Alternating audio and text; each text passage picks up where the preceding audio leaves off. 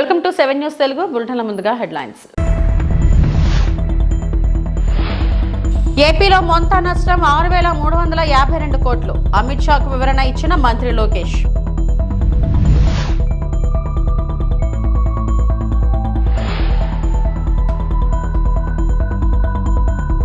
వైకాపా హయాంలో ఒక్క తట్టమట్టి వేశారా?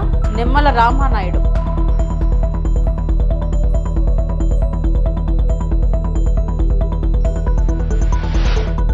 తిరుమలలో పొగమంచు, ఆహ్లాదకర వాతావరణం.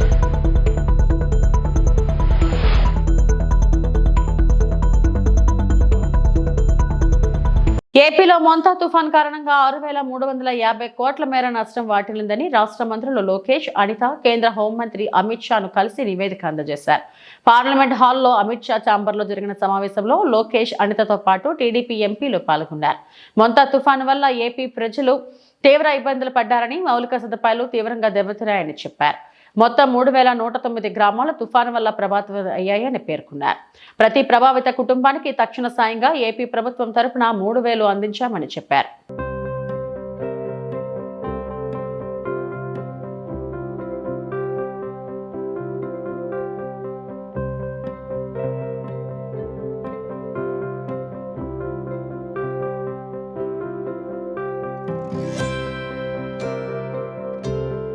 వైకాపా ప్రభుత్వంలో ఒక్క తట్ట మట్టి కూడా చేసిన పాపాన పోలేదని మంత్రి నిమ్మల రామానాయుడు విమర్శించారు. రాయలసీమ జీవనాడి హంద్రినవకు 5 ఏళ్ల జగన్ పాలనలో చేసిందేమీ లేదని అన్నారు. మంగళగిరిలో ఆయన మీడియాతో మాట్లాడారు. కూటమి ప్రభుత్వం వచ్చిన తర్వాత తొలి ఏడాదిలోనే హంద్రినివకు 3,869 కోట్లు వెచ్చించినట్లు చెప్పారు. 5 ఏళ్లలో మీరు చేయలేని పనిని ఒక్క ఏడాదిలో మేం చేశాం. 3 వేసవిలోనూ రాయలసీమలో జలాశయాలు జలకలతో ఉట్టిపడుతున్నాయి. రాయలసీమ బిడ్డలు పూజలు చేసి ఆనందం వ్యక్తం చేస్తున్నారని అన్నారు. ఈరోజు ఆంధ్రప్రదేశ్ రాష్ట్ర పురోగతిలో కానీ ప్రగతిలో కానీ సాగునీటి రంగం యొక్క ప్రాధాన్యత మనందరికీ తెలిసినటువంటి విషయం. ఆ రోజు ఉమ్మడి ఆంధ్రప్రదేశ్ రాష్ట్రంలో అన్న నందమూరి తారక రామారావు గారి దగ్గర నుండి ఈరోజు చంద్రబాబు నాయుడు గారి వరకు కూడా ఇరిగేషన్ రంగానికి అత్యంత ప్రాధాన్యతనిస్తూ ఈ రాష్ట్ర పురోభివృద్ధిలో తమ వంతు పాత్ర పోషించినటువంటి విషయం మీ అందరికీ తెలుసు. అందులో ముఖ్యంగా కూటమి ప్రభుత్వం అధికారంలోకి వచ్చినటువంటి ఈ 17 నెలల కాలంలోనే ఈ రాష్ట్రంలో ఉన్నటువంటి సాగునీటి రంగం ప్రగతి పదంలో నడిపిస్తున్నటువంటి విషయం, పురోభివృద్ధి విషయం కూడా ఈ సందర్భంగా తెలియజేస్తూ. కానీ గత 5 సంవత్సరాల వైసీపీ పాలనలో ఆ యొక్క ప్రాజెక్టులు కానీ, డ్యాములు కానీ, రిజర్వాయర్లు కానీ వాటి రిపేర్లు మాట అటుంచి కనీసం గ్రీజు పెట్టి మెయింటెనెన్స్ పనులు కూడా చేయనటువంటి పరిస్థితి మనందరం కూడా చూసాం. అదేవిధంగా ఈరోజు ఉభయ గోదావరి జిల్లాలకు సంబంధించినటువంటి కాటన్ మహాసేడు నిర్మాణం చేసినటువంటి ధవళేశ్వరం బ్యారేజీకి సంబంధించినటువంటి గేట్లు ప్రమాదభరితంగా ఉన్నాయని గత 5 సంవత్సరాల వైసీపీ పాలనలో జగన్కు మొరపెట్టుకున్నా కూడా అధికారుల మాట చెవికెక్కనటువంటి పాలన గతంలో చూసాం. కానీ ఈరోజు ఈ కూటమి ప్రభుత్వం అధికారంలోకి వచ్చినటువంటి మొదటి సంవత్సరంలోనే ఆ ధవళేశ్వరం గేట్లన్నీ కూడా మళ్ళీ కొత్తవి నిర్మాణం చేయడానికి 150 కోట్ల రూపాయలు ఈ ప్రభుత్వం నిధులు మంజూరు చేసి పనుల్ని టెండర్లు పిలవడానికి ముందుకెళ్తున్నటువంటి విషయం. కానీ అదేవిధంగా ఏదైతే కాలువలు ఉన్నాయి, డ్రైన్స్ ఉన్నాయి, రిజర్వాయర్లు ఉన్నాయి, 5 సంవత్సరాల పాలనలో ఎక్కడ కూడా ఒక తట్ట మట్టి తీసినటువంటి పరిస్థితి లేదు. ఎక్కడ కూడా O&M పనులు చేసినటువంటి పరిస్థితి లేదు. మళ్ళీ ఈ కూటమి ప్రభుత్వం అధికారంలోకి వచ్చినటువంటి మొదటి సంవత్సరంలోనే 344 కోట్ల రూపాయలు ఈ యొక్క ఏదైతే కాలువలు, డ్రైన్లకు సంబంధించినటువంటి O&M పనుల కోసం ఈ ప్రభుత్వం కేటాయించినటువంటి పరిస్థితి. అదేవిధంగా ఈరోజు ఆంధ్రప్రదేశ్ రాష్ట్రానికి ఒక వరం, ఒక జీవనాడి, ఒక పోలవరం. అటువంటి పోలవరం ప్రాజెక్టు మీద ఈ సంవత్సరం నరకాలంలోనే చంద్రబాబు నాయుడు గారు 7 సార్లు ఆయన రివ్యూ సమీక్ష జరపడం కానీ, 3 సార్లు ప్రత్యక్షంగా పోలవరం ప్రాజెక్టుని సందర్శించి రేపు 2027 డిసెంబర్ కల్లా ఆ పోలవరం ప్రాజెక్టు పూర్తయ్యేటువంటి లక్ష్యాన్ని అందుకునేటువంటి దిశలో ఈరోజు పోలవరం ప్రాజెక్టు పనులు పురోభివృద్ధి సాధిస్తున్నటువంటి విషయం. ఆ పోలవరం ప్రాజెక్టుకి భూములు, ఇళ్ళు త్యాగం చేసినటువంటి నిర్వాసితులు గత 5 సంవత్సరాల వైసీపీ పాలనలో ఒక్క రూపాయి కూడా వాళ్ళకి ఇచ్చినటువంటి పరిస్థితి లేదు. కానీ ఈ కూటమి ప్రభుత్వం అధికారంలోకి వచ్చినటువంటి ఈ 16-17 నెలల కాలంలోనే మొన్న సంక్రాంతికి 900 కోట్ల రూపాయలు, మొన్న దీపావళికి 1000 కోట్ల రూపాయలు, ఒక్క సంవత్సరం కాలంలోనే 1900 కోట్ల రూపాయలు ఈ యొక్క కూటమి ప్రభుత్వం ఆ నిర్వాసితులకు కూడా ఈ యొక్క సాయం. వైసీపీ హయాంలో చంద్రబాబుపై తప్పుడు కేసులు పెట్టి జగన్ మానసిక ఆనందం పొందారని ఎమ్మెల్యే సోమిరెడ్డి చంద్రమోహన్ రెడ్డి మండిపడ్డారు. స్కిల్, మద్యం ఇలా అనేక తప్పుడు కేసులు పెట్టారన్నారు. మద్యం కేసును హైకోర్టు కొట్టివేసిందన్న సోమిరెడ్డి దీనికి జగన్ ఏం సమాధానం చెప్తారని నిలదీశారు. కక్ష సాధింపు అనేది వైఎస్ హయాం నుంచి వచ్చిందని, జగన్ కు అది అలవాటు అయిందని సోమిరెడ్డి విమర్శించారు. జగన్మోహన్ రెడ్డి ప్రభుత్వంలో అనేక తప్పుడు కేసులు చంద్రబాబు నాయుడు గారి మీద, ఒక ఫైబర్ నెట్ కేసు, ఒక మద్యం కేసు, ఒక స్కిల్ డెవలప్మెంట్ కేసు, ఏమైనాయి? తప్పుడు కేసులు పెడితే బాబు గారు పారిపోలే. ఒకటి ఫైబర్ నెట్ తప్పని రుజువైపోయింది, కేసు పెట్టడమే అన్యాయం అని. ఇప్పుడు మద్యం కేసు, అసలు మద్యం కేసు, మద్యం లిక్కర్ పాలసీ బిట్వీన్ 2014 and 19, 2014 నుంచి 19 వరకు అమిత ట్రాన్స్పరెంట్. ఈ దేశంలో ఏ బ్రాండ్ అయినా ఇక్కడ ఇష్టం వచ్చింది సెలెక్ట్ చేసుకొని కొనొచ్చు కన్జ్యూమర్స్. నీ మాదిరిగా డబ్బులే కట్టాలా, మీరు చెప్పిందే తాగాలని పెట్టలే. 1000 కోట్ల కుంభకోణం చేయలే. 3500 crores నీ దాంట్లో స్కామ్ ప్రూవ్ అయిపోయింది సాక్ష్యాలతో కూడా. ఆ రోజు బాబు గారు మద్యం కేసులో అవినీతి అని చెప్పేసి నువ్వు కేసు పెట్టావు. ఇప్పుడు మిస్టేక్ ఆఫ్ ఫ్యాక్ట్స్ అని చెప్పి హైకోర్టు ఆ కేసును కొట్టేయటం జరిగింది. నీది క్లియర్ కేసు, ఇది మద్యం కేసు. ఎంతమంది జైలుకి పోయేసి వచ్చినారు? ఎంతమంది జైళ్ళల్లో ఉన్నారు ఇప్పటికీ? Proved case. దేశ విదేశాల్లో లిక్కర్ మనీ డిస్ట్రిబ్యూట్ చేసుకున్నావు. క్యాష్ని ఇతర దేశాలకు పంపించి నువ్వు ఇండియన్ కరెన్సీ కింద ఎట్ట మార్పించుకోవాలో చేసావు. అక్కడ ఆఫ్టర్ ఆల్ 200 కోట్లకి ఢిల్లీలో ఒక ముఖ్యమంత్రి, ఒక ఉప ముఖ్యమంత్రి, మిగతా ఆంధ్ర, కర్ణాటక, తెలంగాణ వాళ్ళందరూ జైలుకి పోయినారు. నువ్వు దాదాపు 3500 crores ఎంతమంది పోవాలా? ఎంత సంవత్సరాలు జైల్లో ఉండాలా? డిస్టిలరీస్ అన్ని మీరు హ్యాండ్ ఓవర్ చేసుకున్నారు. SPY Reddy distillery hand over చేసుకున్నారు. ఒకటే మీరు చేసిన పాపాలు. ఆ మద్యం తాగి సచ్చారు 30,000 మంది చావుకి కారణం. ఆల్మోస్ట్ మీరే హత్య చేశారు. లక్షల మంది బెడ్ రిడన్. మీకు ఎవరిచ్చారు హక్కు? మీరు చెప్పింది ఎందుకు తాగాలా? వాళ్ళు సెలెక్ట్ చేసుకుంటారు. తాగటమే మంచిది కాదు. ఇటువంటి పాపాలు మీరు చేశారు, అనుభవిస్తున్నారు. పాపాలు చేసేవి అనుభవిస్తున్నారు.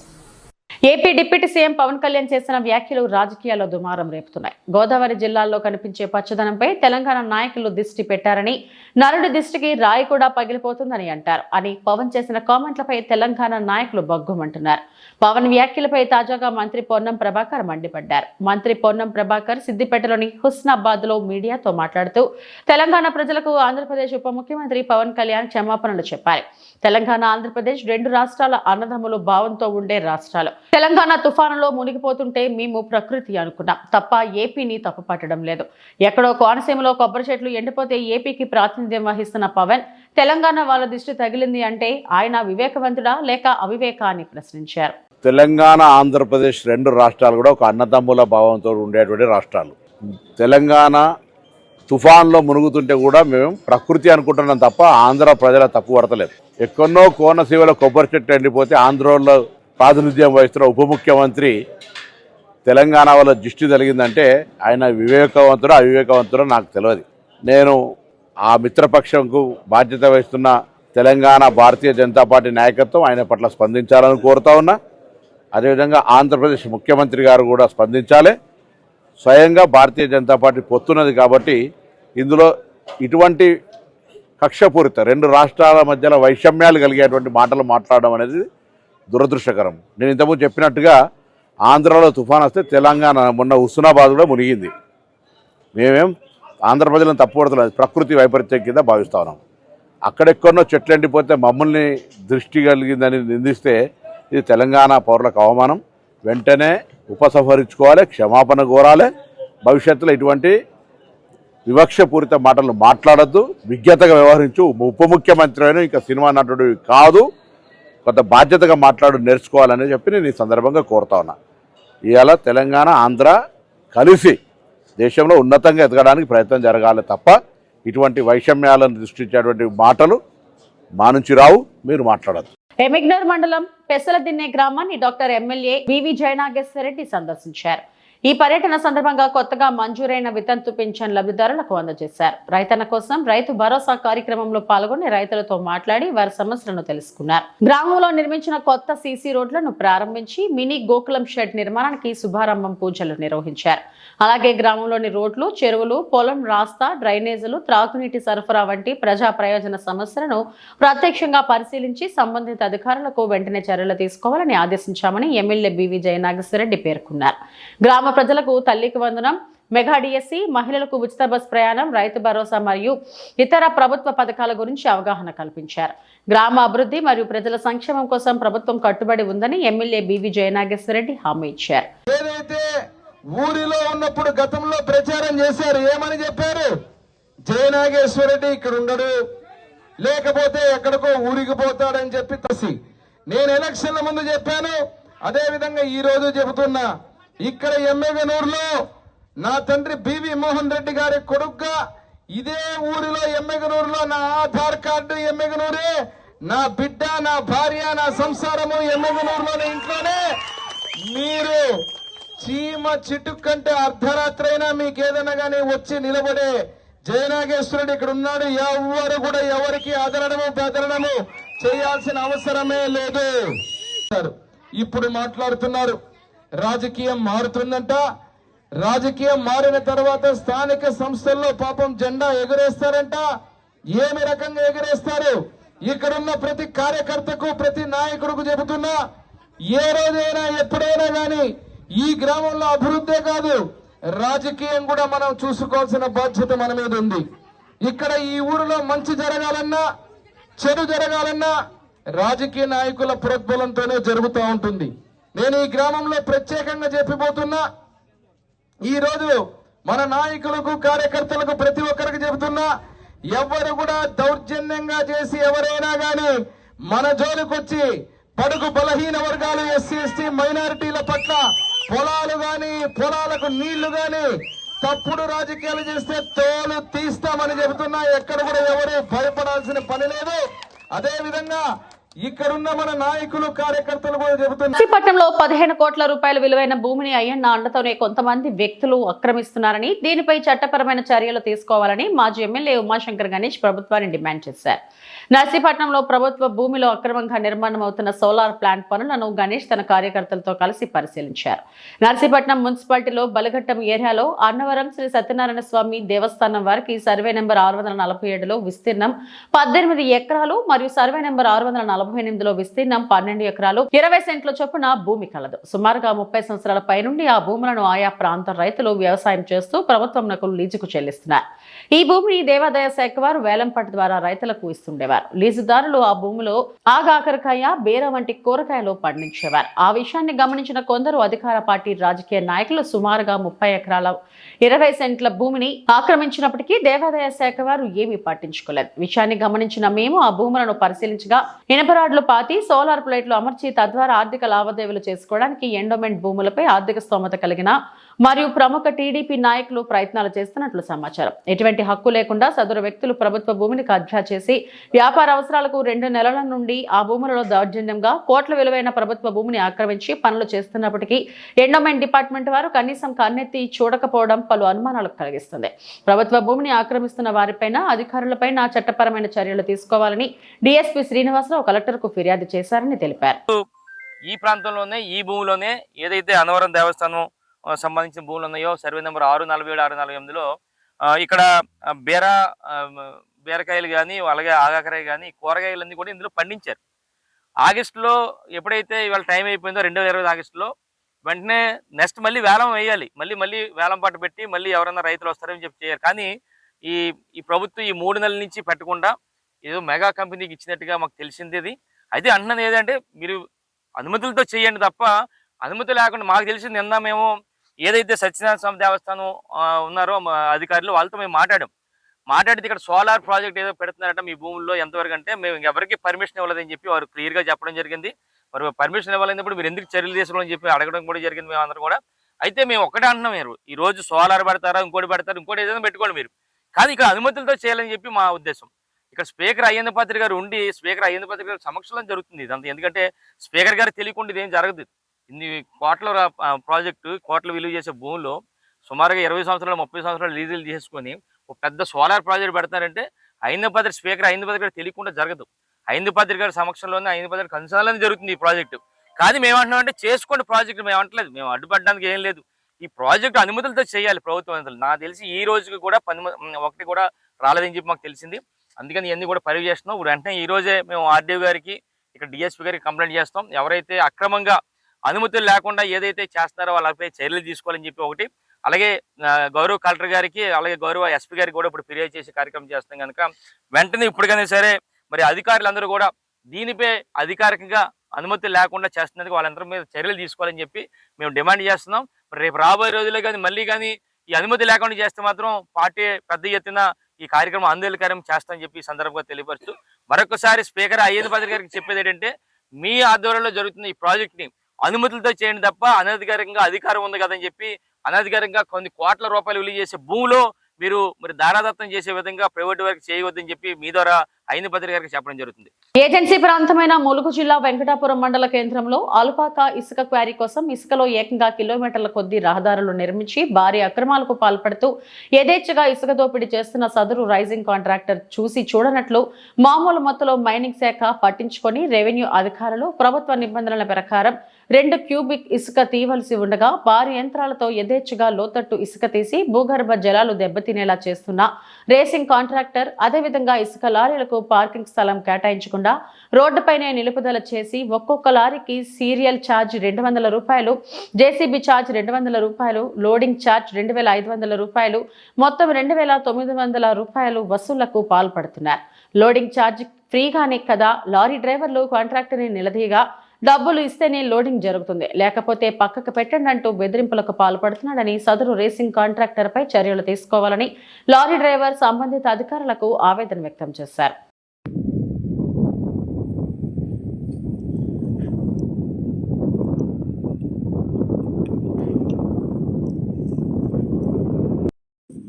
మరి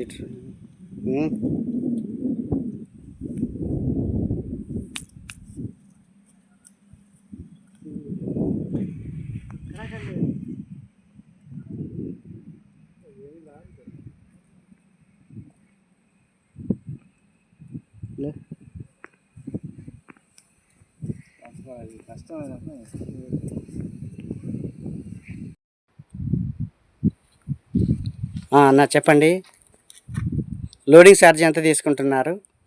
2500 తీసుకుంటున్నారు అన్న. జేసీబీది జేసీబీ ఒక 200, సీరియల్ వచ్చేసి ఒక 200, మొత్తం 2900 తీసుకుంటున్నారు. ఎప్పుడు వచ్చారు మీరు? నిన్న అంతేనా? నైట్ 12:30 అంటే వెళ్ళిపోతున్నారు అయితే.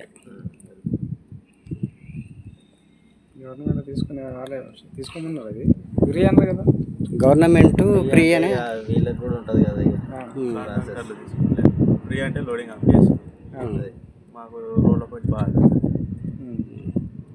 డబ్బులు చేస్తే ఇక ఊర్లోకి ఇబ్బంది కదా, ఫ్రీ అని చెప్పి ఇబ్బంది చేస్తున్నారు. అంటే డబ్బులు ఇస్తేనే లోడ్ చేస్తూ ఉన్నారు, 2500 ఇస్తేనే లోడ్ చేస్తూ ఉన్నారు, లేకపోతే బండి పక్క పెడుతున్నారు. పక్క పెట్టుకోవాలి, పక్క పెట్టేసి రూపాయలు అడిగిన వాళ్ళని పక్క పెట్టేస్తారు, ఇచ్చిన వాళ్ళని లోడ్ చేసుకోవాలి. దిత్వా తుఫాన్ ప్రభావంతో తిరుమలలో పొగమంచు కమ్మేసింది. మంచుతో పాటు తేలికపాటి వర్షానికి ఆహ్లాదకరమైన వాతావరణం నెలకొంది. ఓవైపు మంచు, మరోవైపు జల్లులు రావడంతో అందమైన దృశ్యాలను భక్తులు ఫోన్లో బంధిస్తున్నారు. చలి తీవ్రత అధికమవడంతో వృద్ధులు, చంటి పిల్లలు వణుకుతున్నారు.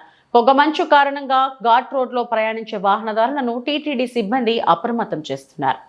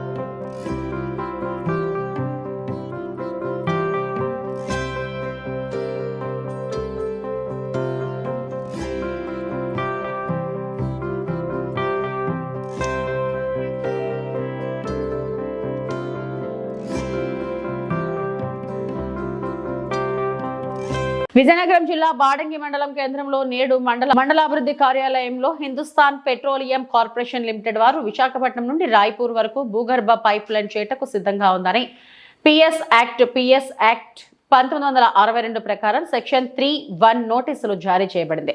ఇందులో భాగంగా విజయనగరం జిల్లాలో 64 గ్రామాలు పైప్ లైన్ వేటుకు రెడీ చేశారు. అందులో భాగంగా బాడంగి మండలంలో పిండ్రంగి వలస, వీరసాగరం, బాడంగి, ముగడ, భీమవరం, పాల్తేరు ఈ ప్రాజెక్ట్ ఈ 6 గ్రామాల నుండి వచ్చిన రైతులు రానున్న రోజుల్లో మీ కంపెనీ కాకుండా వేరే కంపెనీ వస్తుందని గ్యారంటీ లేదు కనుక మాకు ఈ ప్రాజెక్ట్ కు పొలం ఇవ్వడానికి ఇష్టం లేదని కొంతమంది రైతులు కోరుకున్నారు.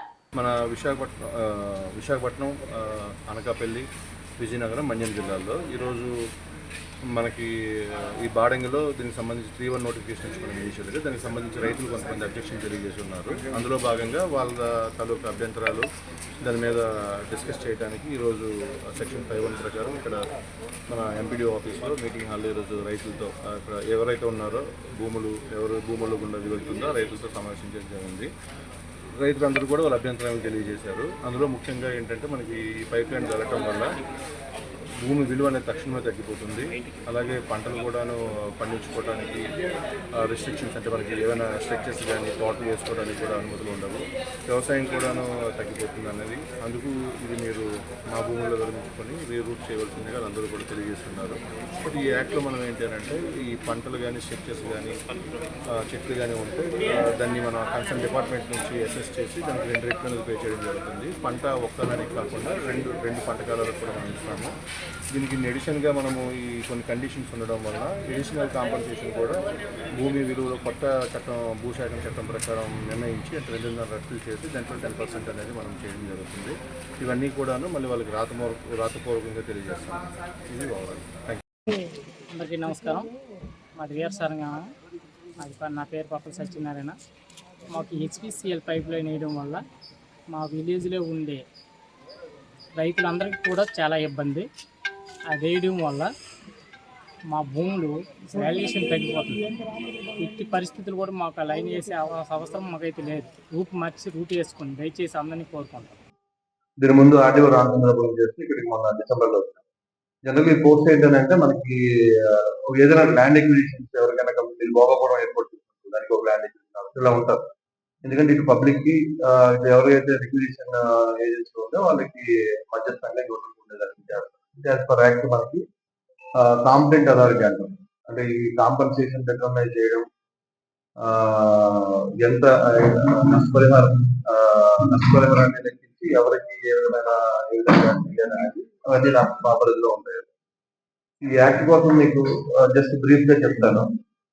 ఇది మనకి petroleum and mineral pipe line act 1962 act. ఇది రూల్స్ 63లో ఫ్రేమ్ చేయబడ్డాయి. అందులో మనకి 3(1) ప్రకారం మనము నోటిఫికేషన్ ఇవ్వడం జరిగింది. అందులో మనకి ఏ ఏరియా అంటే ఏ విలేజెస్ లో ఎలా వెళ్తుంది అనేది అందులో మనకు బ్రాడ్ గా చెప్తారు. దాని తర్వాత మనకి 3(1) నోటిఫికేషన్ ద్వారా మనం సర్వే చేయడానికి సర్వే టీమ్స్ కి ఒక అవకాశం అనేది కల్పించబడుతుంది. అందులో భాగంగా మనకి జేఎంఎస్ కూడా ఒక విలేజ్ ఇందులో మనకి